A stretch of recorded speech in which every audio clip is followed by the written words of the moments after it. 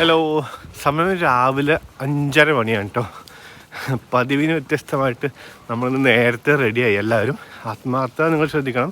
ഇന്നലെ രാത്രി 1:30 മണിക്കെങ്ങാണ്ടാണ് ഞാൻ കിടക്കുന്നത്. ഞാനല്ല ഒരുവിധം എല്ലാവരും. പക്ഷേ ഇതാ ഇപ്പോൾ നമ്മൾ 5 മണിക്കണിച്ച് കുളിച്ച് റെഡിയായി. ഈ തണുപ്പത്ത് അംജിതൊന്നും കുളിച്ചിട്ട് പോയില്ല. അതാണ് അവൻ്റെ ആത്മാർത്ഥത. അവൻ നാട്ടിൽ നിന്ന് എങ്ങാണ്ട് വന്നപ്പോൾ കുളിച്ച കാര്യം ഓർമ്മേനെടുത്ത് പറയുന്നുണ്ടായിരുന്നു. അപ്പോൾ എന്തായാലും നമ്മളിപ്പോൾ റെഡി ആയിട്ട് ഇങ്ങോട്ട് ഇറങ്ങി. നമ്മൾ ഇന്ന് കൊൽക്കത്തക്ക് പോകാൻ കേട്ടോ. അപ്പോൾ നമ്മളെ കൊണ്ടുപോകാൻ വേണ്ടി ഓട്ടോ വെയിറ്റ് ചെയ്യുന്നുണ്ട്. അത്യാവശ്യമില്ലാത്ത ഡ്രസ്സുകളും മറ്റു സാധനങ്ങളൊക്കെ ഇവിടെ ഒരു റൂമിൽ വെച്ചിട്ടാണ് കേട്ടോ നമ്മൾ പോകുന്നത്.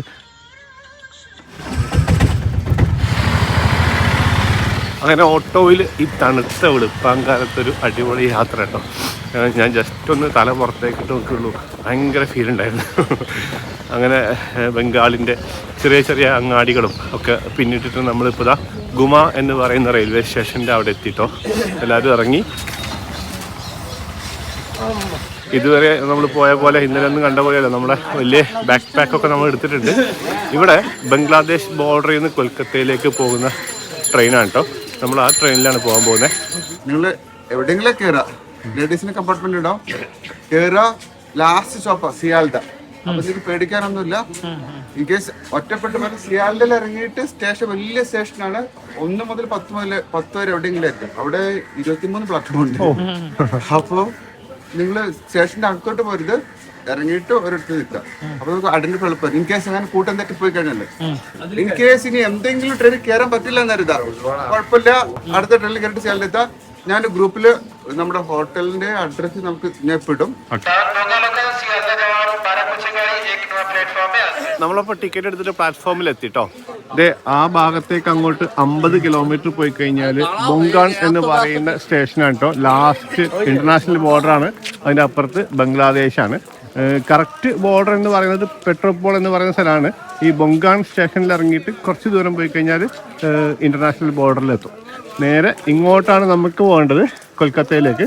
ജസ്റ്റ് 10 രൂപയുടെ ടിക്കറ്റ് എടുത്താൽ ലോക്കൽ ട്രെയിനിൽ നമുക്ക് കൊൽക്കത്തയിലെ സിയാൽദ എന്ന് പറയുന്ന സ്റ്റേഷനിൽ പോയിട്ട് ഇറങ്ങാം. അപ്പോൾ എന്തായാലും വണ്ടി വരട്ടെ.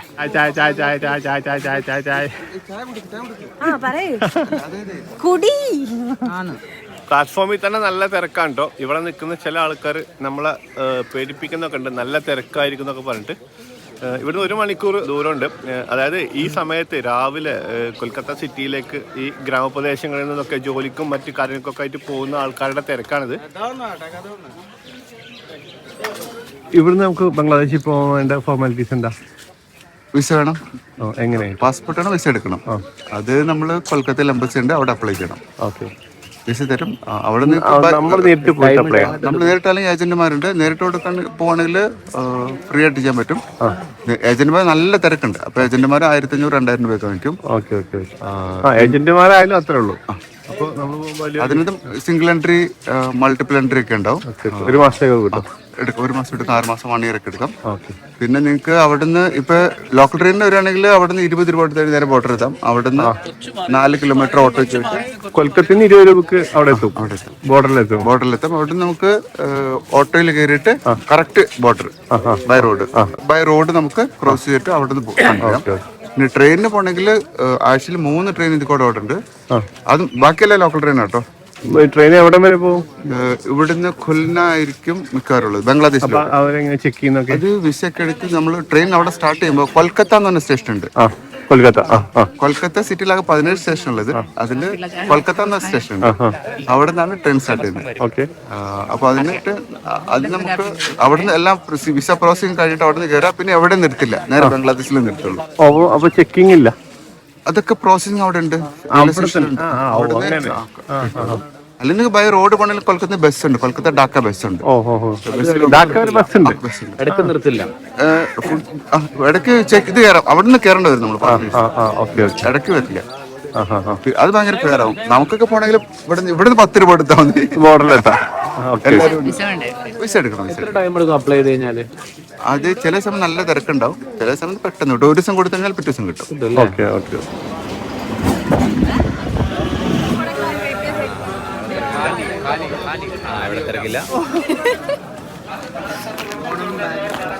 ഇല്ലല്ല, നമ്മൾ പേടിച്ച അത്ര വലിയ പ്രശ്നമല്ല. നമ്മളങ്ങനെ എത്ര തിരക്കുള്ള വണ്ടി കയറിയ ആൾക്കാരാ.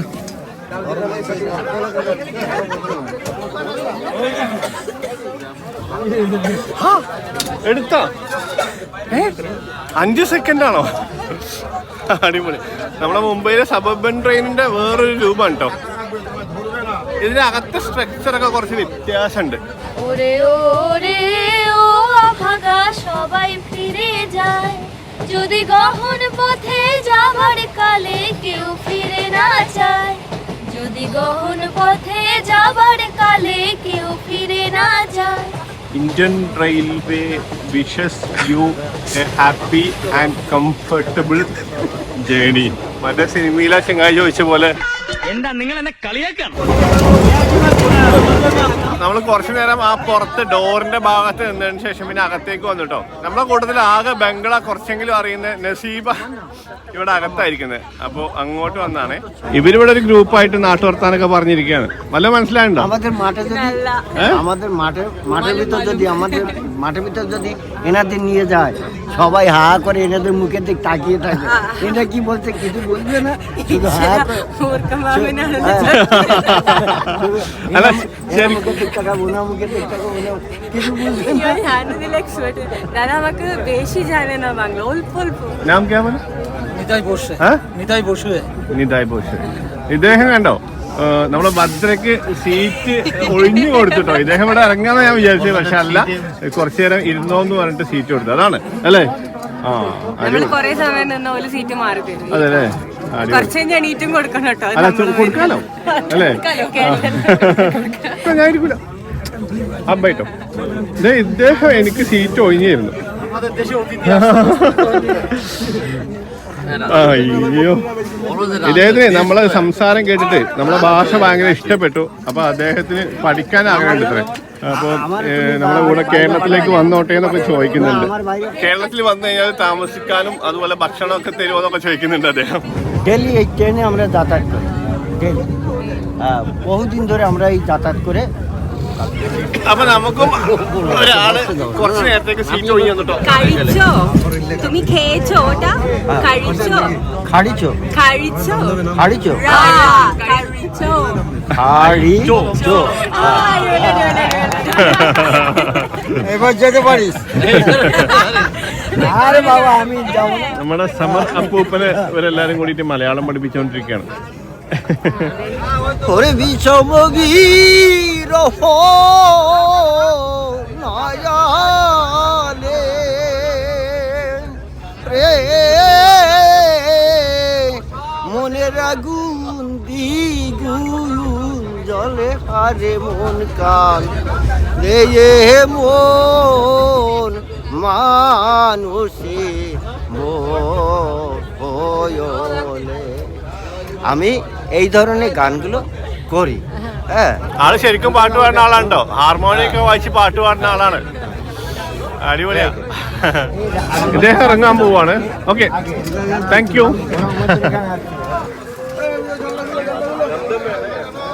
ഇദ്ദേഹം ഇറങ്ങാണ്. നമ്മളേറ്റവും ലാസ്റ്റ് സ്റ്റേഷനിലാണ് കേട്ടോ ഇറങ്ങുന്നത്.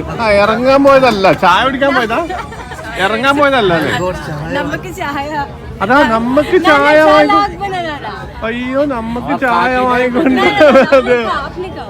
তাহলে আমরা সবাই এইটাতে খাবো। আর লাগবে না, না আর লাগবে না, আমরা এটা അയ്യോ, നോക്കി പുള്ളി എണീറ്റ് പോയപ്പോ ഞാൻ ചോദിച്ചു ഇറങ്ങാണോ ചോദിച്ചപ്പോ പുള്ളിക്ക് മനസ്സിലായി കാണില്ല. പുള്ളി ഇറങ്ങാണെന്നാണ് പറഞ്ഞതെന്നാ ഞാൻ വിചാരിച്ചത്. പക്ഷെ ഒരു സ്റ്റേഷൻ എത്തിയപ്പോ പോയിട്ട് വലിയൊരു ഗ്ലാസ്സിൽ ചായ വാങ്ങിച്ചിട്ട് ചെറിയ ഗ്ലാസ് കുറെ കൊണ്ടുവന്നേക്കാണ്. ഇത് നമുക്കൊക്കെ വിതരണം ചെയ്യുന്ന മനുഷ്യൻ.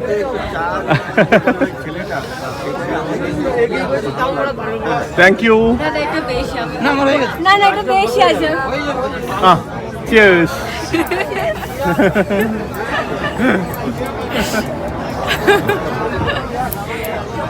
എങ്ങനെയൊക്കെയുള്ള മനുഷ്യന്മാരാണല്ലേ.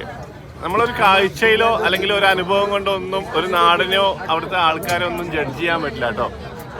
അപ്രതീക്ഷിതമായിട്ട് ഓരോ കാര്യങ്ങൾ ചെയ്ത് അവർ ഞെട്ടിച്ച് കളയും നമ്മളെ. 10-20 സീറ്റുള്ള ഒരു വണ്ടി വിളിച്ച് എല്ലാവരും അതിൽ കയറ്റിയിട്ട് ഇത്തരം യാത്രകൾ ചെയ്താൽ ഈ ബംഗാൾ യാത്രയിൽ ബന്ധുവിൻ്റെ ടെൻഷൻ പകുതി കുറക്കാൻ പറ്റും. പക്ഷേ അപ്പോൾ നഷ്ടപ്പെടുന്നത് ഇങ്ങനെയുള്ള അനുഭവങ്ങളും ആൾക്കാരും ഒക്കെ ആയിരിക്കും. അതാത് നാട്ടിലെ പ്രാദേശികമായ യാത്രാ സംവിധാനങ്ങളും പൊതുഗതാഗതവും ഉപയോഗിച്ച് യാത്ര ചെയ്യുമ്പോൾ നമ്മൾ ആ നാടിൻ്റെ ഹൃദയത്തിലേക്ക് ഇറങ്ങുന്ന ഒരു ഫീലാണ് നമുക്ക് കിട്ടുക. তবে পথের কাটা ও তুই রক্ত মাখা চরণ তলে একলা দলে রে ও তুই রক্ত মাখা চরণ তলে একলা দলরে. നമ്മളിപ്പോ ഈ റൂട്ടിലെ അവസാനത്തെ സ്റ്റേഷനിലേക്ക് അപ്രോച്ച് ചെയ്യാൻ കേട്ടോ. സിയാൽദ എന്ന് പറയുന്ന സ്റ്റേഷനിലേക്ക് എത്തുവാണ്. ഇറങ്ങാം. যদি তোর ডাক শুনে কেউ না যাসে তবে একলা চলো রে, যদি তোর ডাক শুনে কেউ না যাসে তবে একলা চলো রে. സമയം 7:45 ആയിട്ടോ. നമ്മൾ സിയാൽദ സ്റ്റേഷനിൽ ഇറങ്ങി. അത്യാവശ്യം നല്ല തിരക്കുണ്ട് സ്റ്റേഷനിൽ. നമ്മുടെ കൂടെ ട്രെയിനിലുണ്ടായിരുന്ന സമർ അപ്പൂപ്പനല്ലേ, അദ്ദേഹത്തോട് പിന്നെയും കുറച്ച് നേരം സംസാരിച്ചു കേട്ടോ. അദ്ദേഹം കഴിഞ്ഞ സ്റ്റേഷനിൽ ഇറങ്ങിപ്പോയി. അവിടെയാണ് അദ്ദേഹം ജോലി ചെയ്യുന്ന സ്ഥാപനം. ഒരു ഫർണിച്ചർ ഷോപ്പാണ്, ഫർണിച്ചർ ഷോപ്പ്. ഇന്ദിരാഗാന്ധി മരിക്കുന്നതിനൊക്കെ ഒരുപാട് മുമ്പ് മുതൽ അദ്ദേഹം ഈ റൂട്ടിൽ ഇങ്ങനെ രാവിലെ കൊൽക്കത്തയിലേക്കും വൈകിട്ട് തിരിച്ച് നമ്മൾ കയറിയ സ്റ്റേഷനില്ലേ ഗുമ, അങ്ങോട്ടും ട്രാവൽ ചെയ്യുന്നുണ്ട് ഇത്രേ. അപ്പോൾ ഞാൻ സാലറിയെ കുറിച്ചൊക്കെ ചോദിച്ചപ്പോൾ അദ്ദേഹം പറഞ്ഞു, അതായത് തുടക്കത്തിൽ കുറവായിരുന്നു, ഇപ്പം കൂടിയിട്ടുണ്ട് എന്ന് പറഞ്ഞു കേട്ടോ. അതായത് 7,000 രൂപ കിട്ടുന്നത്. ഇപ്പോഴും അദ്ദേഹത്തിന് 7,000 രൂപയുണ്ട് ഒരു മാസത്തെ സാലറി. അതുകൊണ്ടാണ് അവർ ജീവിക്കുന്നത്. അപ്പോൾ നമ്മളിനി കൊൽക്കത്തയിൽ നമുക്ക് കുറച്ച് സ്ഥലങ്ങളിൽ പോകാനുണ്ട്. അപ്പോൾ ആദ്യം നമ്മൾ ഹോട്ടലിലേക്ക് പോവാണ്. ചെക്ക് ഇൻ ചെയ്ത് ബാഗൊക്കെ അവിടെ വെച്ചതിന് ശേഷം നമുക്ക് ബാക്കി ഈ കാഴ്ചകളിലേക്ക് പോകണം. ওরে ওরে ও ভাগালো না ধরে, যদি ঝড় বাদলে আধার রাতে দুয়ার দেয় ঘরে, যদি ঝড় বাদলে আধার রাতে দুয়ার দেয় ঘরে. നമ്മൾ കേരളത്തിൽ നിന്ന് വന്നവരാണ്. അപ്പോൾ നമ്മളിവിടെ വന്നിട്ട് യാത്രി സാത്രി എന്ന് പറയുന്ന ആപ്ലിക്കേഷനിലൂടെ നമ്മൾ ബുക്ക് ചെയ്ത് ഇവിടെ കൗണ്ടറിൽ ബുക്ക് ചെയ്തിട്ട് 150 രൂപയാണ് ഞങ്ങൾക്ക് പോകേണ്ട ഹോട്ടലിലേക്ക്. അവൻ പറഞ്ഞു 150 രൂപയ്ക്ക് പറ്റില്ല, 200 രൂപ വേണമെന്ന് പറഞ്ഞു. അപ്പോൾ ഞങ്ങൾ പറഞ്ഞു അല്ലെങ്കിൽ അതിന്റെ അതോറിറ്റിയോട് പറയാം, അതിനുശേഷം നമ്മൾക്ക് എന്താ തീരുമാനിക്കാന്ന് പറഞ്ഞു. നമ്മൾ യാത്രക്കാരെ ബുദ്ധിമുട്ടിക്കുന്ന ഒരു പരിപാടിയല്ല. നമ്മളിത് 3 ദിവസം യാത്ര കഴിഞ്ഞിട്ട് ഇപ്പോൾ വരുന്നതാണ്. നമ്മൾ കോഴിക്കോട് നിന്ന് വിട്ട് ചെന്നൈയിലെത്തി, ചെന്നൈയിൽ നിന്ന് വേറെ വണ്ടിയൊക്കെ പിടിച്ചിട്ടാണ് ഞങ്ങളിപ്പോൾ വരുന്നത്. നിങ്ങൾ വിചാരിക്കുന്നത് ഞാൻ ഏഷ്യാനെറ്റ് ന്യൂസിന്റെ ക്യാമറമാനാണോ? അല്ല, ഏഷ്യൻ കൂൾ ഡൗൺ അല്ല. ഏഷ്യാനെറ്റ് ന്യൂസിന്റെ ക്യാമറമാനോട് പരാതി പരിഭവം പറയില്ലേ? അതെ, ആ, പ്രശാന്ത് രഘുവംശം. ആ, അതെ അതെ അതെ അതെ. ഒന്ന് പോയി തരുമോ? അങ്ങനെയല്ല, അല്ല ആ വണ്ടിയിൽ നിന്ന് പുറത്തിറങ്ങി. അവസാനം ഞങ്ങളെ 2 മണിക്കൂറിന്റെ യാത്ര കഴിഞ്ഞിട്ടാണ് ഞങ്ങൾ പുറത്തിറങ്ങുന്നത്. അവിടെ നിന്ന് ഇങ്ങോട്ട് 5 മീറ്റർ യാത്ര ചെയ്ത് നിങ്ങൾ. ഈ പ്രശ്നം എല്ലാ സ്ഥലത്തും ഉണ്ട് കേട്ടോ. നമ്മളിപ്പോ പുറത്തുനിന്നുള്ള ആൾക്കാരാണെന്ന് അറിഞ്ഞപ്പോ അവര് ചാർജ് കൂട്ടി പറഞ്ഞ് ഈ ചൂഷണം ഒഴിവാക്കാൻ വേണ്ടിയിട്ടാണ് ഇത്തരം സംവിധാനങ്ങൾ നമ്മൾ ഉണ്ടാക്കുന്നത്, പ്രീപെയ്ഡും ആപ്പൊക്കെ. പക്ഷെ അതിനകത്തും പുള്ളി തട്ടിപ്പ് കാണിക്കാൻ ശ്രമിച്ചു. കൊടുക്കൂല എന്ന് പറഞ്ഞപ്പോൾ ഇറങ്ങേണ്ടി വന്നു. ലാസ്റ്റ് കാര്യങ്ങൾക്കൊക്കെ ഒരു നീക്കുപോക്ക് ഉണ്ടാക്കിട്ടോ, തീരുമാനമായി. അപ്പോൾ കുറേ പേരൊക്കെ പോയി. എന്നാൽ നമ്മളെ വണ്ടി ഇതാ. എനിക്കൊരു ചെറിയൊരു സങ്കടം ഉള്ളത്, നമുക്ക് മഞ്ഞ ടാക്സി കിട്ടിയിട്ടില്ല. ആണല്ലേ, ശരി, അതിൽ പോയാൽ മതിയായിരുന്നു. മഞ്ഞ ടാക്സി കിട്ടിയില്ല. ഇത് നമ്മളത് മാത്രം വൈറ്റ് ആയി പോയി. അപ്പം എന്തായാലും ഒരു 2 കിലോമീറ്റർ അപ്പുറത്താണ് നമ്മൾ ബുക്ക് ചെയ്തിട്ടുള്ള ബീരു ലോഡ്ജ് കേട്ടോ. അതും പ്രശ്നമാണ്. Beeru lodge Beeru location ഹമാരാ pass. വണ്ടി സെറ്റാട്ടാ. പേ ഓൺലി ഡിസ്പ്ലേ ഫെയർ. എവിടെ ഡിസ്പ്ലേ? ഇതൊക്കെ വർക്ക് ചെയ്യുമോ? എന്താ കഥ എന്നറിയില്ല കേട്ടോ.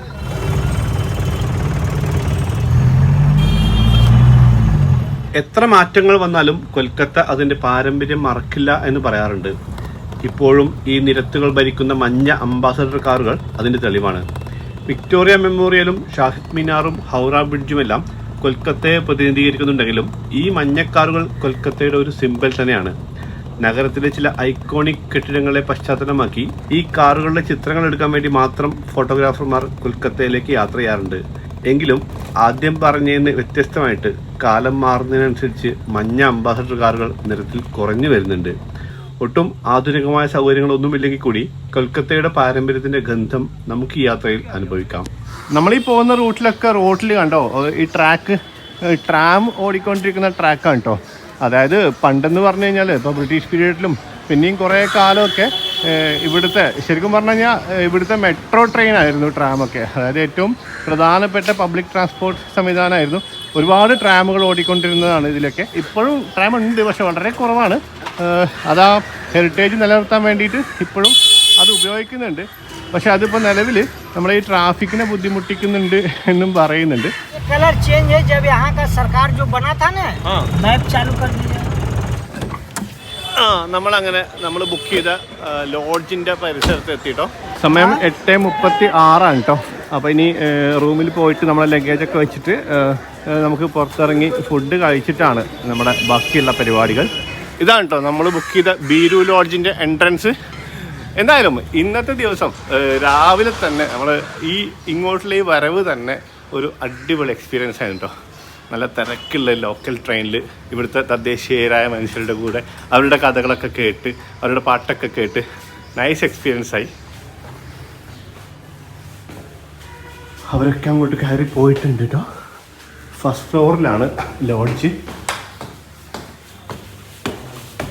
അപ്പോൾ ഇതാണ് കേട്ടോ നമ്മുടെ റൂം. സംഗതി ഒരു ഡോർമെറ്ററി സംവിധാനമാണ്. കുറേ ബെഡുകൾ ഇങ്ങനെ നിരന്ന് കിടക്കുന്നുണ്ട്. നമ്മൾ ആൾക്കാരൊക്കെ എത്തി എല്ലാവരും ഓരോ ബെഡൊക്കെ ബുക്ക് ചെയ്തിട്ടുണ്ട്. ഇവിടെ വേറെ ആൾക്കാരുണ്ട്, അതുകൊണ്ട് അവർക്ക് ബുദ്ധിമുട്ടുണ്ടാക്കരുത് എന്നൊരു സംഭവം കൂടി ഉണ്ട് കേട്ടോ. ചില ആൾക്കാർ ഇവിടെ കിടന്നുറങ്ങുന്നുണ്ട് കേട്ടോ. കണ്ടോ അങ്ങനെ ഇപ്പോഴല്ലേ അടിപൊളിയായിരിക്കും. നമ്മൾ ഒറ്റക്കാണെങ്കിൽ കവാലിയും അങ്ങനെ കുറേ ഐറ്റംസ് പാടാണ്ട്. ഇവിടെ ഇന്റർസോൺ കലോത്സവത്തിൽ ബി ഗ്രേഡ് നേടിയ ഒരാളുണ്ട്. അല്ല എന്താ നേടി? അപമാനിച്ചതുകൊണ്ട് ഞാനിനി പറയുന്നില്ല, എനിക്ക് താല്പര്യം. ശരിക്കും പറ. നാട്ടിൽ പോയി കഴിഞ്ഞാൽ കൂട്ടുകാർ ട്രോളെന്ന് പറഞ്ഞിട്ട് സുഹൃത്തൊന്നും പറയുന്നില്ല കേട്ടോ. സംഗതി പുള്ളി എന്തോ വലിയ അച്ചീവ്മെന്റ്സ് ഒക്കെ നേടിയ ആളാണ്. അതുപോട്ടെ നമ്മുടെ ഈ ലോഡ്ജില്ലേ ഇതൊരു മലയാളിൻ്റെ ആണ് കേട്ടോ. അദ്ദേഹം ഇപ്പോൾ ഇവിടെ ഇല്ല, വൈകുന്നേരം വരും എന്ന് പറഞ്ഞു. അപ്പം മീറ്റ് ചെയ്യാം. അദ്ദേഹത്തിൻ്റെ ഫാദറിൻ്റെ പേരാണത്രേ ഈ ബീരു. അവർ കേരളത്തിൽ കൊടുങ്ങല്ലൂർ സ്വദേശികളാണത്രേ. ഇത് റാഫി അഹമ്മദ് ഗിദ്വായി റോഡ് എന്ന് പറയുന്ന റോഡിൽ നമ്മൾ ലൊക്കേഷൻ എല്ലാവർക്കും ഞാൻ ഗ്രൂപ്പിൽ ഇട്ടിട്ടുണ്ട്. ഇൻ കേസ് ആരെങ്കിലും എങ്ങനെയും പോയി കഴിഞ്ഞാൽ തിരിച്ചെത്താൻ അഡ്രസ്സ് ഉണ്ട് ഇത്. പിന്നെ വാക്കിംഗ് ഡിസ്റ്റൻസിലുള്ള മദർ തെരേസയുടെ വീട് ഖബർസ്ഥാനൊക്കെ ഉള്ള സ്ഥലം. നമ്മളിപ്പോൾ അങ്ങോട്ട് പോകുന്നില്ല. പിന്നെ ഇവിടുന്ന് ജസ്റ്റ് ഒരു 1 കിലോമീറ്റർ താഴെയാണ് മെട്രോ സ്റ്റേഷനിലേക്കുള്ളത്. അവിടെ നമുക്ക് അങ്ങോട്ടും ഇങ്ങോട്ടും പോയിട്ട് ഓരോ സ്ഥലങ്ങൾ കാണാം. അതാണ് ഇത് ഉള്ളത്. ഭക്ഷണം കഴിക്കാം ഫസ്റ്റ്. അതിന് കാളിക്കട്ട് ടെമ്പിൾ ഉണ്ട്. ടെമ്പിളിൻ്റെ അടുത്ത് തന്നെയാണ് നിർമ്മൽ ഹൃദയ എന്ന് പറഞ്ഞിട്ട് മദർ തെരേസ ആദ്യം തുടങ്ങിയ സെൻ്റർ ഉള്ളത്. ഇപ്പോൾ അവിടെ ഏറ്റവും വയസ്സായ ജീവിതത്തിലൂടെ തിരിച്ചു വരില്ലാത്ത ആളുകളെ, അത് പെയിൻ ആൻഡ് പാലിയേറ്റീവ് ട്രീറ്റ്മെൻറ്റ് ഒക്കെ എടുക്കുന്ന തരത്തിലുള്ള ആളുകളെ താമസിപ്പിക്കുകയും അവിടെയൊക്കെ ആരെങ്കിലും മരിച്ചു കഴിഞ്ഞാൽ അവർ കർമ്മങ്ങളൊക്കെ ചെയ്യുന്ന സെൻ്റർ അത്. അപ്പോൾ മാക്സിമം സമയം നമ്മൾ ഉപയോഗിക്കാൻ ശ്രമിക്കും. ബന്ധുവിൻ്റെ ഒരു ചെറിയ ബ്രീഫിംഗ് കഴിഞ്ഞതിന് ശേഷം നമ്മൾ ലോഡ്ജിൽ നിന്ന് പുറത്തിറങ്ങിട്ടോ ബ്രേക്ക്ഫാസ്റ്റ് കഴിക്കാൻ പോവാണ്. যদি ঝড় বাদলে আধার রাতে দুয়ার দেয় ঘরে, তবে বজ্রা ডলে আপন বুকের পাঁজর জ্বালিয়ে নিয়ে একলা চলো রে, আপন বুকের পাঁজর জ্বালিয়ে নিয়ে একলা চলো রে. 1692 ജോബ് ചാർണോക്ക് എന്ന ബ്രിട്ടീഷ് ഈസ്റ്റ് ഇന്ത്യ കമ്പനി ഉദ്യോഗസ്ഥൻ ഹുഗ്ലി നദിയുടെ കിഴക്കൻ തീരത്തെ ചതുപ്പ് പ്രദേശത്ത് ഒരു വ്യാപാര കേന്ദ്രം പണിയുന്നതിനായി തിരഞ്ഞെടുത്ത സ്ഥലമാണ് ഇന്നത്തെ കൊൽക്കത്ത നഗരം. ഇന്ത്യയിലെ മറ്റു നഗരങ്ങളുമായി താരതമ്യം ചെയ്യുമ്പോൾ കൊൽക്കത്ത ഒരു പുതിയ നഗരമാണ്. ബ്രിട്ടീഷ് കാലത്തെ അവശിഷ്ടങ്ങൾ ഒഴികെ പ്രസിദ്ധമായ ചരിത്രാവശിഷ്ടങ്ങളോ മറ്റു സാംസ്കാരികാവശിഷ്ടങ്ങളോ ഒന്നും ഇവിടെയില്ല. ഹുഗ്ലി നദിയുടെ കിഴക്കേ തീരത്താണ് കൊൽക്കത്ത ജില്ലയും നഗരവും സ്ഥിതി ചെയ്യുന്നത്. എങ്കിലും കൊൽക്കത്ത, ഹൗറ എന്നീ കോർപ്പറേഷനും 37 മുനിസിപ്പാലിറ്റികളും മറ്റു പട്ടണങ്ങളും ചേർന്നാണ് കൊൽക്കത്ത എന്ന മഹാനഗരമായി അറിയപ്പെടുന്നത്. പണ്ട് കൽക്കട്ട ആയിരുന്നത് 2000-ലാണ് കൊൽക്കത്ത ആയി മാറുന്നത്. 1773 മുതൽ 1912 വരെ ബ്രിട്ടീഷ് ഇന്ത്യയുടെ തലസ്ഥാനമായിരുന്നു കൊൽക്കത്ത. എന്നാൽ വേനൽക്കാലത്ത് തലസ്ഥാനം ഇവിടെ നിന്നും ഏതാണ്ട് 1000 മൈൽ ദൂരെയുള്ള സിംലയിലേക്ക് മാറ്റിയിരുന്നു. 19-ാം നൂറ്റാണ്ടിലെ അതിൻ്റെ പ്രതാപകാലത്ത് കിഴക്കിൻ്റെ സെന്റ് പീറ്റേഴ്സ്ബർഗ് എന്നും കൊട്ടാരങ്ങളുടെ നഗരം എന്നും കൊൽക്കത്ത വിശേഷിപ്പിക്കപ്പെട്ടിരുന്നു. നമ്മളിപ്പോൾ ഏകദേശം 1 കിലോമീറ്ററോളം ദൂരം നടന്നിട്ട് ഇങ്ങോട്ട് വന്നു കേട്ടോ. വരുന്ന വഴിക്ക് നമ്മൾ ഏഷ്യാറ്റിക് സൊസൈറ്റി ഒക്കെ കണ്ടായിരുന്നു കേട്ടോ. അതൊക്കെ കഴിഞ്ഞിങ്ങോട്ട് വന്നിട്ട് നമുക്കിവിടെ റോഡ് ക്രോസ് ചെയ്യണം. അപ്പോൾ ആൾക്കാർ തോന്നിയ പോലെ ക്രോസ് ചെയ്യാതിരിക്കാൻ വേണ്ടിയിട്ട് ഇവിടെ കൊൽക്കത്ത പോലീസിൻ്റെ ഒരു വളണ്ടിയർ ഒരു ബാരിക്കേഡ് ഉണ്ട്. നമ്മുടെ ചെക്ക് പോസ്റ്റിലൊക്കെ വെക്കുന്ന പോലെ സംഭവം അത് വെച്ചിട്ട് ഇങ്ങനെ കാത്തു നിൽക്കുകയാണ്. എന്നിട്ട് സിഗ്നൽ ഓൺ ആകുമ്പോൾ മാത്രം അത് തുറന്നു തരും. കണ്ടോ, നിയമം അനുസരിക്കുന്ന ആൾക്കാർക്ക് ആ ഒരു ചുവപ്പും പച്ചയും ലൈറ്റ് തന്നെ ധാരാളമാണ്. ഇവിടെ ആരും അത് അനുസരിക്കാത്തതുകൊണ്ട് ലൈറ്റിന് പുറമെ ഒരു മുളവടിയും കൂടിയും വിലങ്ങനെ പിടിച്ചിട്ടുണ്ട്. അതാണ്, ഇത്രേ ഉള്ളൂ. നമ്മളങ്ങനെ ആ റോഡ് ക്രോസ് ചെയ്ത് വന്നതിന് ശേഷം മെട്രോ സ്റ്റേഷനിലെത്തി. എന്നിട്ട് മെട്രോയിൽ കയറി കേട്ടോ. കൊൽക്കത്ത മെട്രോ സ്റ്റേഷൻ്റെ അകത്തോ ട്രെയിനിനകത്തോ നമുക്ക് വീഡിയോ എടുക്കാനുള്ള ഫോട്ടോ എടുക്കാനുള്ള പെർമിഷൻ ഇല്ല കേട്ടോ. എന്താ സംഭവം എന്നറിയില്ല. അണ്ടർഗ്രൗണ്ട് സ്റ്റേഷനാണ്, സെക്യൂരിറ്റി ഇഷ്യൂസ് ആണെന്നൊക്കെയാണ് പറയുന്നത്. പക്ഷേ എനിക്ക് വേറൊരു കാര്യമാണ് തോന്നിയത്, നല്ല തിരക്കുള്ള സ്ഥലമാണ്. നമ്മളിപ്പോൾ കൊറിയയിലും ജപ്പാനിലൊക്കെ പോയപ്പോൾ മെട്രോയിലൊക്കെ യഥേഷ്ടം വീഡിയോ ഷൂട്ട് ചെയ്തുകൊണ്ടിരുന്നിരുന്നു. പക്ഷേ അവിടുത്തെ ആൾക്കാർക്ക് ഡിസിപ്ലിൻ ഉണ്ട്. അതുകൊണ്ട് അവർ വേറൊരാളെ ബുദ്ധിമുട്ടിച്ചിട്ട് വീഡിയോ എടുക്കുകയോ ഫോട്ടോ എടുക്കുകയോ ചെയ്യില്ല. ഇവിടെ പക്ഷേ നമ്മളെല്ലാവരും ഫോട്ടോ എടുക്കാനും വീഡിയോ എടുക്കാനും അലോ ചെയ്ത് കഴിഞ്ഞാൽ അത് യാത്രക്കാർക്ക്, ഇത്രയും തിരക്കുള്ള ട്രെയിനൊക്കെ ആയതുകൊണ്ട് യാത്രക്കാർക്ക് അത് ബുദ്ധിമുട്ടാവും എന്ന് വിചാരിച്ചിട്ടായിരിക്കും ഒരു പക്ഷേ. എന്തായാലും കൊൽക്കത്ത മെട്രോ നിങ്ങൾക്ക് വീഡിയോയിൽ കാണിച്ചു തരാൻ എനിക്ക് നിവൃത്തിയില്ല. മെട്രോയിൽ വന്നിട്ട് നമ്മൾ ഇറങ്ങിയത് കാളിഘാട്ട് എന്ന് പറയുന്ന ആ ഒരു സ്റ്റേഷനിലാട്ടോ. കാളിഘാട്ട്, അതായത് ഈ ബ്രിട്ടീഷുകാർ ഈ കൽക്കട്ട നഗരം, ഇപ്പോഴത്തെ കൊൽക്കത്ത നഗരം സ്ഥാപിക്കുന്നതിന് മുമ്പ് ഇവിടെ അറിയപ്പെട്ടിരുന്ന കുറച്ച് സ്ഥലങ്ങളിൽ ഒന്നായിരുന്നു കാളിഘട്ട്. അപ്പോൾ ആ കാളിഘട്ട് എന്ന പേരിൽ നിന്നാണ് കൽക്കട്ട എന്ന പേര് ഉത്ഭവിക്കുന്നത് കേട്ടോ. നമുക്കറിയാം ഗംഗാ നദിയുടെ ഇവിടുത്തെ പേര് ഹൂഗ്ലി നദി എന്നാണ്. ഹൂഗ്ലി നദിയുടെ ഒരു കൈവഴി ഒഴുകുന്നുണ്ട്, അവിടെയാണ് ശരിക്കും പറഞ്ഞാൽ ഈ കാളിഘട്ട്. ഇവിടെ ഒരു കാളിഘട്ട് കാളി ക്ഷേത്രമുണ്ട്, അത് വളരെ പ്രശസ്തമാണ്. അപ്പോൾ നമ്മൾ ഈ ക്ഷേത്രത്തിലേക്ക് പോകുന്ന വഴിയിലൂടെ നടന്നിട്ട് ഈ കാളിഘട്ടിലെ ഒരു ഘാട്ടുണ്ട്, അതായത് കടവ്, നമ്മളെ ഈ ഹുഗ്ലി നദിയുടെ കൈവഴിയിലേക്ക് ഇങ്ങനെ ഇറങ്ങാൻ പറ്റുന്ന കൽപ്പടവുകളൊക്കെ ഉള്ള സ്ഥലമുണ്ട് കേട്ടോ. ജസ്റ്റ് അവിടെ പോയി, അത് ശരിക്കും ഒരു തീർത്ഥജലം ആയിട്ട് കാണുന്നതാണ് കേട്ടോ ഈ വിശ്വാസികൾ. പക്ഷേ അതിൻ്റെ അവസ്ഥ കണ്ടിട്ട് ശരിക്കും ഭയങ്കര പരിതാപകരമായിട്ട് തോന്നി. ഇതൊക്കെ ഒന്ന് വൃത്തിയാക്കിയാൽ എന്താ പ്രശ്നം എന്ന് തോന്നിപ്പോയിട്ടോ. കാരണം ഇവിടെ വരുന്ന ഭക്തർ ശരിക്കും ആ വെള്ളത്തിനെ ഭയങ്കര മഹനീയമായിട്ട് കാണുന്നതാണ്, പുണ്യജലമായിട്ട് കാണുന്നതാണ്. നമ്മളിങ്ങോട്ട് വരുന്ന വഴിക്കൊക്കെ ബോട്ടിലുകളിലാക്കിയിട്ട് ഈ വെള്ളം വിൽക്കാൻ വെച്ചത് കണ്ടു. നമ്മളവിടെ നിൽക്കുന്ന സമയത്ത് തന്നെ ഒരു ഭക്ത ഈ കൽപ്പടവുകൾ ഇറങ്ങിയിട്ട് പോയിട്ട് ബോട്ടിലിൽ ഈ വെള്ളം ശേഖരിക്കുന്നത് കണ്ടു. കുറേ പേര് ഈ കൽപ്പടവുകൾ ഇറങ്ങിപ്പോയിട്ട് ഈ വെള്ളം എടുത്തിട്ട് നെറുകിലൊക്കെ വെക്കുന്നതും അങ്ങനെ ഓരോന്നൊക്കെ ചെയ്യുന്നതൊക്കെ ഭക്തിയോടെ ചെയ്യുന്നതൊക്കെ കണ്ടു. ഇങ്ങനെയൊക്കെ ചെയ്യുന്ന ഈ ഒരു വെള്ളത്തിൻ്റെ ഈ ഒരു അവസ്ഥ ഇതാണ് കേട്ടോ. എല്ലാ വേസ്റ്റും കൊണ്ടുവന്ന് ഡംപ് ചെയ്തൊരവസ്ഥയാണ്. ശരിക്കും ഇതൊക്കെ ഒന്ന് വൃത്തിയാക്കിയിട്ട് കഴിഞ്ഞാൽ എത്ര നന്നായിരുന്നു എന്ന് തോന്നിപ്പോയി. എന്തായാലും നമ്മൾ ആ ഘാട്ടിൽ നിന്ന് ഇങ്ങോട്ട് കയറിയിട്ട് പിന്നീട് നമ്മൾ ഈ ക്ഷേത്രം കാണാൻ വേണ്ടി പോയി. അത്യാവശ്യം നല്ല തിരക്കുണ്ട്. ക്ഷേത്രത്തിൽ കാളിയാണ് പ്രതിഷ്ഠ. അപ്പോൾ ഈ പ്രതിഷ്ഠ കാണണമെങ്കിൽ ക്യൂ നിൽക്കണം കേട്ടോ. ക്യൂ എന്ന് പറയുന്നതിൻ്റെ അറ്റം പുറത്ത് ഈ റോഡിലാണ്, ഒരുപാട് ലെങ്തി ക്യൂ ആണ്. അപ്പോൾ നമ്മൾ പ്രതിഷ്ഠ കാണാൻ വേണ്ടിയിട്ടും പ്രാർത്ഥിക്കാൻ വേണ്ടിയിട്ടും അതിനകത്ത് ആരെങ്കിലും കയറി നിന്ന് കഴിഞ്ഞാൽ മണിക്കൂറുകളോളം സമയം നമുക്ക് അവിടെ ചിലവഴിക്കേണ്ടി വരും. അപ്പോൾ അവിടെ ആരും കയറിയില്ല. ഞങ്ങൾ ആ ക്യൂവിൻ്റെ സൈഡിൽ കൂടി പാരലായിട്ട് അകത്തേക്ക് പോയി. ഈ വഴിക്ക് പോയി കഴിഞ്ഞാൽ പ്രതിഷ്ഠ കാണാൻ പറ്റില്ല എന്ന് മാത്രമേ ഉള്ളൂ. അമ്പലത്തിൻ്റെ ബാക്കി ഭാഗത്തൊക്കെ പോകാൻ പറ്റും. 4ഓളം കവാടങ്ങളുണ്ട് ഈ അമ്പലത്തിന്. അപ്പോൾ അതിലത്തെ ഒരു കവാടത്തിലൂടെ അകത്ത് കയറി ഇവിടെ ആടിനെ ബലി കൊടുക്കുന്ന ഒരു ചടങ്ങ് സ്ഥിരമായിട്ട് നടക്കുന്നുണ്ട് കേട്ടോ. അതായത് ഓരോ ആളുകൾ ഓരോ ആവശ്യങ്ങൾക്കൊക്കെ വേണ്ടിയിട്ട് ആടിനെ ബലി കൊടുക്കാമെന്ന് നേർച്ചയാക്കുന്നതാണ്. അപ്പോൾ അങ്ങനെ കുറേ പേര് ആടുകളെ കൊണ്ട് വന്നത് കണ്ടു. കവാടം കടന്ന് നേരെ അകത്തേക്ക് കടക്കുമ്പോൾ തന്നെ വലത് ഭാഗത്തായിട്ടൊരു ചെറിയ കെട്ടിടമുണ്ട്, അതിനകത്ത് വെച്ചിട്ടാണ് ഈ ആടിനെ ബലി കൊടുക്കുന്നത്. ഞങ്ങൾ അവിടെ നിൽക്കുന്ന സമയത്തും ഒരു ആടിനെ ബലി കൊടുക്കുന്നത് ഉണ്ടായിരുന്നു കേട്ടോ. നല്ല തിരക്കുണ്ട് ക്ഷേത്രത്തിൽ. ഒരുപാട് പേര് പ്രാർത്ഥിക്കാനും പലതരം പൂജകളൊക്കെ ചെയ്യാനൊക്കെ വേണ്ടിയിട്ട് വന്നിട്ടുണ്ട്. അപ്പോൾ ഒരുപാട് കുട്ടികളും സ്ത്രീകളും പുരുഷന്മാരും ഒക്കെ ആയിട്ടുള്ള നല്ല തിരക്കുണ്ട്. അപ്പോൾ കുറച്ച് നേരം അതിനകത്തുകൊണ്ട് ഇങ്ങനെ ചുറ്റി നടന്നതിന് ശേഷം ഞങ്ങൾ പുറത്തേക്ക് ഇറങ്ങി. വേറൊരു കവാടത്തിലൂടെയാണ് കേട്ടോ നമ്മൾ ക്ഷേത്രത്തിൽ നിന്ന് പുറത്തിറങ്ങിയത്. എന്നിട്ട് പിന്നെ ക്ഷേത്രത്തിനെ ചുറ്റി വരുന്നത് പോലെ വന്നിട്ട് നമ്മളൊരു കോർണറിലെത്തുമ്പോൾ പെട്ടെന്ന് നമ്മുടെ മുമ്പിൽ ഒരു ബോർഡ് കാണുകയാണ്, ഒരു വലിയൊരു കെട്ടിടത്തിൻ്റെ മുകളിൽ. അതായത് മിഷണറീസ് ഓഫ് ചാരിറ്റി. നമ്മൾ ഒരുപാട് കേട്ടിട്ടുണ്ട്, വായിച്ചിട്ടുണ്ട്. നമ്മുടെ ഷെഡ്യൂളിൽ ഇതിനെക്കുറിച്ച് വ്യക്തമായിട്ട് പറയുന്നുണ്ട് നമ്മളിവിടെ വിസിറ്റ് ചെയ്യുന്ന കാര്യം. എങ്കിലും പെട്ടെന്ന് ഈ ഒരു കെട്ടിടം കണ്ടപ്പോൾ വല്ലാത്തൊരു ഫീലിംഗ് ആയിരുന്നു കേട്ടോ. പിന്നീട് നമ്മളതിൻ്റെ അകത്തേക്ക് കയറി. ഉച്ചയ്ക്ക് 12 മണി മുതൽ 3 മണി വരെ വിസിറ്റേഴ്സിനെ അലോ ചെയ്യില്ല. അതിനുശേഷം അതിൻ്റെ മുമ്പും നമുക്ക് അതിനകത്ത് കയറിയിട്ട് അവിടുത്തെ ആൾക്കാരൊക്കെ കാണാനൊക്കെ പറ്റും കേട്ടോ. ഒരു പ്രധാനപ്പെട്ട കാര്യം, അതിനകത്ത് ഫോട്ടോ എടുക്കാനോ വീഡിയോ എടുക്കാനോ പറ്റില്ല. നമുക്ക് ആഗ്രഹവും ഇല്ല കേട്ടോ അതിനകത്തുനിന്ന് ഫോട്ടോ എടുക്കണം വീഡിയോ എടുക്കണം എന്ന്. നമുക്കറിയാം മദർ തെരേസ ഇന്ത്യയിൽ ഈ സാമൂഹ്യ പ്രവർത്തനങ്ങളൊക്കെ ആയിട്ട് വന്നിട്ട് ഇവിടെ ഈ കൊൽക്കത്ത നഗരത്തിൽ തെരുവുകളിൽ അലഞ്ഞു തിരിഞ്ഞ് നടക്കുന്ന രോഗാവസ്ഥയിലുള്ള മൃതപ്രായരായിട്ടുള്ള ആളുകളെ ശുശ്രൂഷിക്കാനൊക്കെ തുടങ്ങി.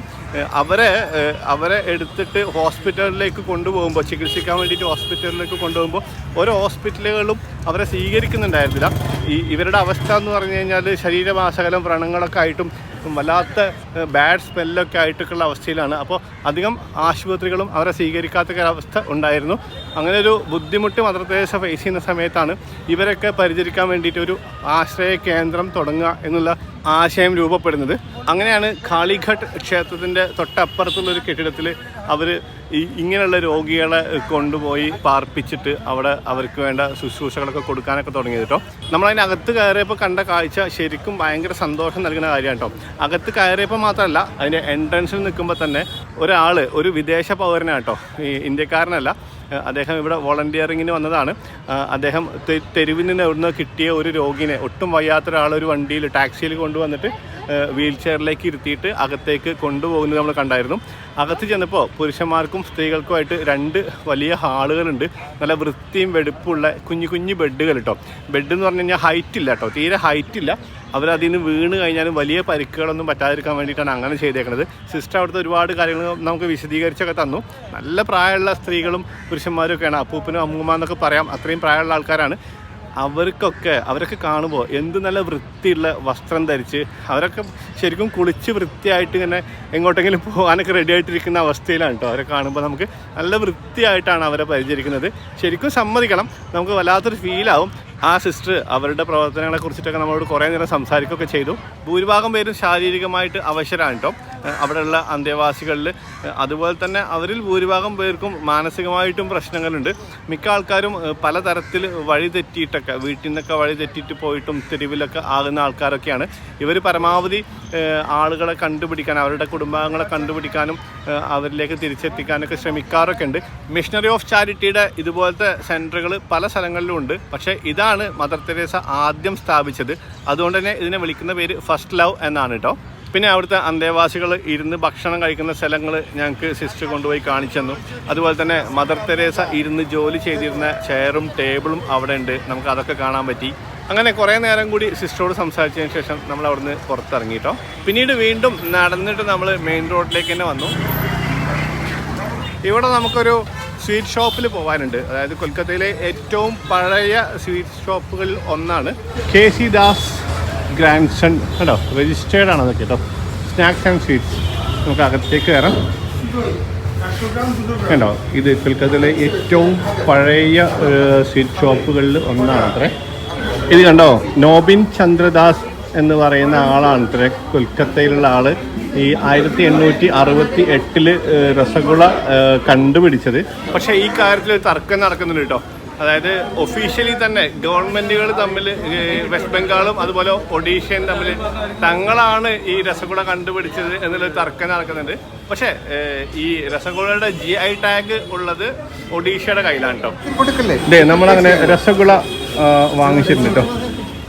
നമ്മൾ പണ്ടത്തെ യാത്രയിൽ ഇത് ഉണ്ടാക്കുന്ന സ്ഥലത്ത് നിന്ന് വാങ്ങി കഴിച്ചായിരുന്നു. നല്ല തണുപ്പാണല്ലോ. എത്തിക്കാം, അഭിപ്രായം പറയും. ശരിക്കും ഇഷ്ടപ്പെട്ടെങ്കിൽ ഇഷ്ടപ്പെട്ടോ? ഇഷ്ടപ്പെട്ടോ? ആണോ? തെറ്റാണ് എന്ത് പറയുന്നു? അടിപൊളി സാധനം. നമ്മുടെ നാട്ടിൽ കുറച്ച് ചെറുതല്ല ഉണ്ടാവില്ലേ? കഴിക്കുന്നില്ലേ?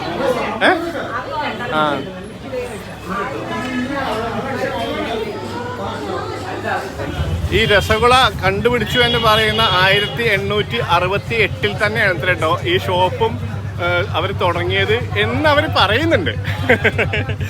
അപ്പോൾ നമ്മളെന്തായാലും ആ ഷോപ്പിൽ നിന്ന് 1, 2, 3, 4, 5, 6, 8, 9 സ്വീറ്റ്സ് വാങ്ങി കഴിച്ചിട്ട് ഇപ്പോൾ അവിടുന്ന് ഇറങ്ങി. അവിടുന്ന് വീണ്ടും മെട്രോയിൽ കയറിയിട്ട് നമ്മൾ മൊയ്താൻ എന്ന് പറയുന്ന സ്റ്റേഷനിൽ ഇറങ്ങിയിട്ടോ. മൊയ്താൻ സ്റ്റേഷനിൽ ഇറങ്ങിയിട്ട് അവിടെ ഒരു തിണ്ണയിൽ കുറച്ച് നേരം വിശ്രമിച്ചതിന് ശേഷം വീണ്ടും നടന്നിട്ട് നമ്മളിപ്പോൾ വിക്ടോറിയ മെമ്മോറിയലിൻ്റെ അവിടെ എത്തിയിട്ടോ. അപ്പോൾ അവിടുന്ന് ടിക്കറ്റ് എടുത്തിട്ട് നമുക്ക് ഇനി അകത്ത് കിടക്കാം. അങ്ങനെ ക്യൂ നിന്ന് നമ്മൾ ഗേറ്റ് കടന്ന് അകത്തേക്ക് കയറിയിട്ടോ. ഇതേ നമ്മുടെ മുമ്പിൽ വിക്ടോറിയ മെമ്മോറിയൽ ഹാൾ. തുടക്കത്തിൽ പറഞ്ഞ പോലെ കൊൽക്കത്തയുടെ ഒരു ഐക്കണാണ് വിക്ടോറിയ മെമ്മോറിയൽ. വിക്ടോറിയ രാജ്ഞിയുടെ 25 വർഷത്തെ ഇന്ത്യയുടെ ഭരണത്തിൻ്റെ ഓർമ്മയ്ക്കാണ് ഇത് നിർമ്മിക്കുന്നത്. സെൻട്രൽ കൊൽക്കത്തയിലെ മൈതാനിയിൽ ക്വീൻസ് വേക്ക് അഭിമുഖമായി 1906 നിർമ്മാണം ആരംഭിച്ച് 1921 പൂർത്തിയാക്കുന്നത്. ഒരു ഭരണാധികാരിയുടെ ഓർമ്മക്കായി നിർമ്മിച്ച ലോകത്തിലെ ഏറ്റവും വലിയ നിർമ്മിതിയാണ് വിക്ടോറിയ മെമ്മോറിയൽ. 64 ഏക്കറിൽ പരന്നു കിടക്കുന്ന പൂന്തോട്ടത്തിന് നടുവിൽ വെളുത്ത മാർബിളിൽ പണിത ഈ സ്മാരകം ഗവൺമെന്റ് ഓഫ് ഇന്ത്യയുടെ കൾച്ചറൽ മിനിസ്ട്രിയുടെ നിയന്ത്രണത്തിലുള്ള ഒരു മ്യൂസിയം ആണിപ്പോൾ.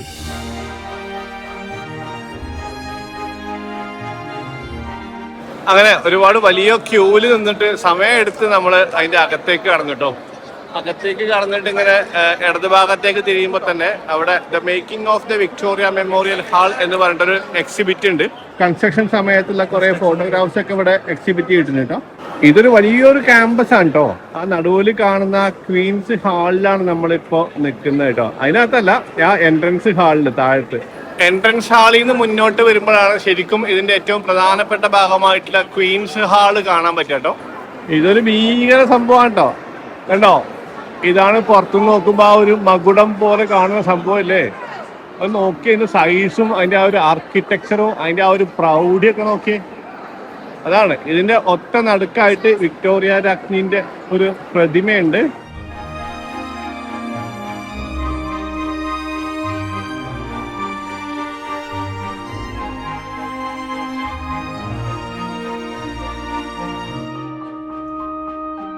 അതിനകത്ത് ബ്രിട്ടീഷ് കൊളോണിയൽ കാലഘട്ടത്തിലെ പെയിന്റിങ്ങുകൾ, ശില്പങ്ങൾ, ചരിത്രശേഷിപ്പുകൾ എന്നിവയുൾപ്പെടെയുള്ള പുരാവസ്തുക്കളുടെ ഒരു വലിയ ശേഖരം നമുക്ക് കാണാം. രാത്രിയിൽ സ്മാരകത്തിൽ ഒരുക്കുന്ന ലൈറ്റ് ഷോ സന്ദർശകർക്ക് അതിശയകരമായ ഒരു ദൃശ്യാനുഭവം സമ്മാനിക്കും. കൊൽക്കത്തയുടെ ചരിത്രപരവും സാംസ്കാരികവുമായ പൈതൃകത്തിന്റെ പ്രതീകമായി നിലകൊള്ളുന്ന വിക്ടോറിയ ടെർമിനൽ ഓരോ വർഷവും ലക്ഷക്കണക്കിന് സഞ്ചാരികൾ സന്ദർശിക്കുന്ന പ്രശസ്തമായ ഒരു വിനോദസഞ്ചാര കേന്ദ്രം കൂടിയാണ്. അപ്പോൾ നമ്മൾ ജസ്റ്റ് അതൊക്കെ ഓടിച്ച് കണ്ടിട്ട് അവിടെ നിന്ന് ഇറങ്ങി നമ്മുടെ ഈ വിക്ടോറിയ മെമ്മോറിയൽ ഹാളിൻ്റെ ബാക്കിലേക്കാണ് കേട്ടോ നമ്മൾ ഇറങ്ങുന്നത്. അതാണ് എക്സിറ്റ്. ബാക്കിലേക്ക് ഇറങ്ങുമ്പോൾ അവിടെയും മുമ്പിൽ കണ്ട പോലെ തന്നെ വലിയ വിശാലമായ പുൽത്തകിടിയും സംഭവങ്ങളൊക്കെ ഉണ്ട്. അവിടെ നിന്ന് അങ്ങനെ ഇറങ്ങിയിട്ട് ഇപ്പോൾ അതിൻ്റെ സൈഡിൽ കൂടി നമ്മളിങ്ങനെ മുൻവശത്തേക്ക് പോവാണ്. അവിടുന്ന് വീണ്ടും നമ്മളൊരു ടാക്സി വിളിച്ചിട്ട്, ഒരു ടാക്സി ഇല്ല കേട്ടോ, കുറേ ടാക്സി വിളിച്ചിട്ട് നമ്മൾ വേറൊരു സ്ഥലത്തെത്തിട്ടോ. ഇവിടെ നമുക്കൊരു ഇൻട്രസ്റ്റിംഗ് സംഭവം കാണാനുണ്ട്.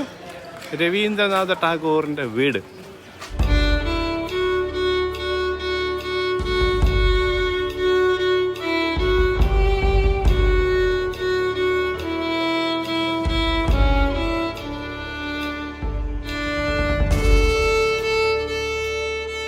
ഇതാണ് ജൊറസാങ്കോ താക്കൂർ ബാരി, രവീന്ദ്രനാഥ് ടാഗോറിൻ്റെ വീട് ഉൾപ്പെടുന്ന കെട്ടിട സമുച്ചയം.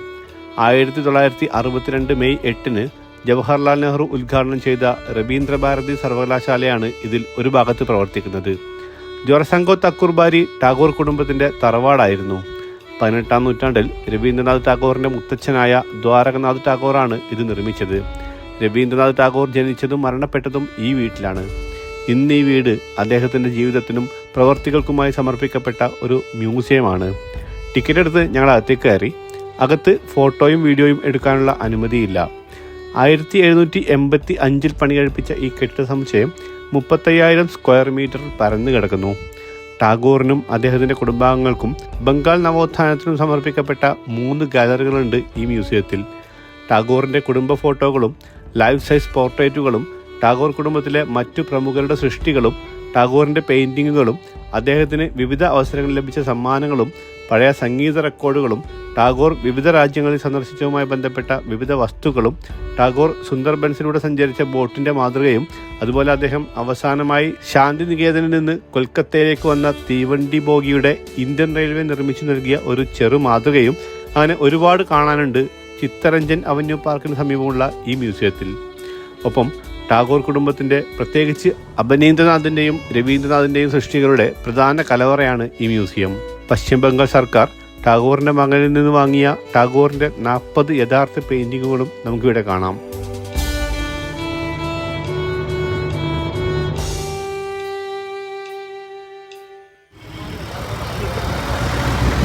അങ്ങനെ ടാഗോറിൻ്റെ വീട്ടിൽ നിന്ന് ഇറങ്ങിയതിന് ശേഷം അതിൻ്റെ കുറച്ച് അപ്പുറത്തുള്ളൊരു റെഡ് ലൈറ്റ് ഏരിയ ഉണ്ട് കേട്ടോ, ചുവന്ന തെരുവ്. ഞങ്ങൾ ആ സ്ട്രീറ്റിൽ കൂടെയൊക്കെ കുറേ ദൂരം നടന്നു. അങ്ങനെ നടന്ന് കുറേ മാർക്കറ്റിൻ്റെ അകത്തു കൂടെയൊക്കെ നടന്നു പോയതിന് ശേഷം ഒരു മെട്രോ ട്രെയിനിൽ കയറിയിട്ട് മറ്റൊരു സ്റ്റേഷനിൽ പോയിട്ട് ഇറങ്ങിയിട്ട് അവിടെ ടിപ്പു സുൽത്താൻ മസ്ജിദിൽ ജസ്റ്റ് ഒന്ന് പോയി പിന്നെ അതിന് ശേഷം തൊട്ടപ്പുറത്തുള്ള റെസ്റ്റോറൻറ്റിൽ നിന്ന് ഫുഡൊക്കെ കഴിച്ചിട്ട് റൂമിലേക്ക് പുറപ്പെട്ടു. റൂമിലേക്ക് പോകുന്നത് ഒരു ടാക്സിയിലാണ് കേട്ടോ. പോകുന്ന വഴിക്ക് ഈ റോഡിലൊക്കെ ഭയങ്കര ലൈറ്റ്സൊക്കെ വെച്ചിട്ട് ഭയങ്കരമായിട്ട് അലങ്കരിച്ചതൊക്കെ കണ്ടിട്ടോ. നല്ല രസമുണ്ടായിരുന്നു, വല്ലാത്തൊരു ഫീലായിരുന്നു കേട്ടോ ആ വഴിക്ക് ഇങ്ങനെ ടാക്സിയിൽ ഇങ്ങനെ പോകുമ്പോൾ. അങ്ങനെ അതെല്ലാം കണ്ട് ഒരു 8-8:30 ആയപ്പോഴത്തേക്കും റൂമിലെത്തി. ഇന്നത്തെ ദിവസം എന്ന് പറഞ്ഞു കഴിഞ്ഞാൽ ഭയങ്കര ഹെക്റ്റിക്കായിട്ടോ. ശരിക്കും ഇത്രയും ടൈറ്റ് ഷെഡ്യൂള് പറ്റൂല എന്നൊക്കെ തോന്നുന്നുണ്ട്. അത് ടൈറ്റ് ഷെഡ്യൂളിൻ്റെ മാത്രമല്ല, നമ്മൾ ഓരോ സ്ഥലത്തും രാവിലെ മുതൽ നമ്മൾ പോകുന്ന ഓരോ സ്ഥലത്തും നമ്മൾ ശരിക്കും ഉപയോഗപ്പെടുത്തേണ്ട സമയത്തിൽ കൂടുതൽ ഉപയോഗപ്പെടുത്തുമ്പോൾ നമ്മൾ പ്ലാനിങ് എല്ലാം തെറ്റും. അപ്പോൾ നമ്മൾ അന്ന് വിചാരിച്ച എല്ലാ സ്ഥലത്തേക്കും എത്തണം എന്ന് വിചാരിച്ചിട്ട് പോകുമ്പോൾ ഒരു ഇച്ചിരി തിരക്കിട്ട് പോകേണ്ടി വരും. അപ്പോൾ നമുക്ക് അധികം അതിൻ്റെ ഇടയ്ക്കൊന്നും റെസ്റ്റ് എടുക്കാനുള്ള സമയം കിട്ടില്ല. എല്ലാവരുടെയും കാലൊക്കെ വേദനിക്കാനൊക്കെ തുടങ്ങിയിട്ടോ. എന്തായാലും റൂമിൽ വന്നു. അവിടെ വന്നിട്ട് നോക്കുമ്പോൾ എനിക്കവിടെ 2-3 പേർക്കുള്ള സ്പേസ് കുറവാണ് കേട്ടോ. അപ്പോൾ നമ്മുടെ ബന്ധു പറഞ്ഞിട്ടുണ്ടായിരുന്നു ഇതൊരു മലയാളിയുടെ ലോഡ്ജാണെന്ന് പറഞ്ഞിരുന്നു. ഇപ്പോൾ ഇത് നടത്തുന്ന ആൾ വൈകുന്നേരം വരും എന്ന് പറഞ്ഞിരുന്നു. അദ്ദേഹത്തിൻ്റെ ഫാദറായിട്ട് തുടങ്ങിയാണത്രേ ഈ ലോഡ്ജ്. ഫാദറിൻ്റെ പേരാണ് ബീരു എന്നത്. അപ്പോൾ കുറച്ച് കഴിയുമ്പോൾ അദ്ദേഹം വന്നിട്ട് അപ്പോൾ ഞാൻ അദ്ദേഹത്തോട് പറഞ്ഞു ഇങ്ങനെ അവിടെ സ്പേസ് കുറച്ച് കുറവാണെന്ന് പറഞ്ഞപ്പോൾ അദ്ദേഹം ലോഡ്ജിൻ്റെ പുറകിൽ തന്നെയാണ് അദ്ദേഹം താമസിക്കുന്ന വീട്. അപ്പോൾ എന്നെ അദ്ദേഹം അങ്ങോട്ട് കൂട്ടിക്കൊണ്ടുവന്നു. ഇപ്പോൾ ഇതാ അദ്ദേഹത്തിൻ്റെ വീട്ടിലെ ഒരു ബെഡ്റൂമിലാണ് കേട്ടോ. ഇത് നല്ല അടിപൊളി വിശാലമായിട്ടുള്ള ഒരു ക്ലാസിക് ലുക്കിലുള്ളൊരു ബെഡ്റൂമാണ്. ഭയങ്കര സ്പേസാണ് കേട്ടോ. പിന്നെ അത്യാവശ്യം എല്ലാ ഫർണിച്ചറൊക്കെ ഉണ്ട്. അടിപൊളി രാജകീയമായ താമസമായ എന്തായാലും എനിക്ക് ഞാൻ അദ്ദേഹത്തെ നാളെ പരിചയപ്പെടുത്തി തരാം കേട്ടോ. അവർ കൊടുങ്ങല്ലൂരുടെ ആൾക്കാരാണ് കേട്ടോ. അപ്പോൾ രാവിലെ അദ്ദേഹത്തെയാണ് ലോഡ്ജ് വെച്ചിട്ട് നെക്സ്റ്റ് വീഡിയോയിൽ പരിചയപ്പെടുത്തി തരാം. അപ്പോൾ വേറെന്താണ്, അപ്പോൾ ഇന്ന് നല്ല ക്ഷീണിച്ചു. ഞാൻ ഇവിടെ വന്നതിന് ശേഷം കുറച്ച് നേരം കുറച്ച് പണിയൊക്കെ എടുത്തു. ഇപ്പോൾ സമയം ഒരു 11:30 മണിയായിട്ടോ. അപ്പോൾ ഇനി ഉറങ്ങണം. നാളെ രാവിലെ നേരത്തെ എണീച്ചിട്ട് നമുക്ക് ഓരോ സ്ഥലത്തേക്കൊക്കെ ഇറങ്ങാനുള്ളതാണ്. ബംഗാൾ യാത്ര ഞാൻ വിചാരിച്ചതിനേക്കാളൊക്കെ അടിപൊളിയായിട്ട് പുരോഗമിച്ചുകൊണ്ടിരിക്കുകയാണ്. അപ്പോൾ എന്താണ് വേറെ വിശേഷം? വീഡിയോ ഒക്കെ എല്ലാവർക്കും ഇഷ്ടപ്പെടുന്നുണ്ടെന്ന് വിചാരിക്കുന്നു. അപ്പോൾ വീഡിയോ ഇഷ്ടപ്പെടുന്നവർ ലൈക്ക് ചെയ്യാം. അതുപോലെ തന്നെ നിങ്ങളുടെ അഭിപ്രായങ്ങളൊക്കെ ഒന്ന് കമൻറ്റ് ചെയ്യുകയും ചെയ്യാം. അതുപോലെ ചാനൽ സബ്സ്ക്രൈബ് ചെയ്യാതെയാണ് നിങ്ങൾ വീഡിയോ കണ്ടുകൊണ്ടിരിക്കുന്നതെങ്കിൽ സബ്സ്ക്രൈബ് ചെയ്യുന്ന കാര്യം ഒന്ന് പരിഗണിക്കുകയും കൂടി ചെയ്യാം. അപ്പോൾ എന്തായാലും ബംഗാൾ യാത്രയുടെ അടുത്ത ദിവസത്തെ വിശേഷങ്ങളായിട്ട് നെക്സ്റ്റ് വീഡിയോ കാണാം. ബൈ.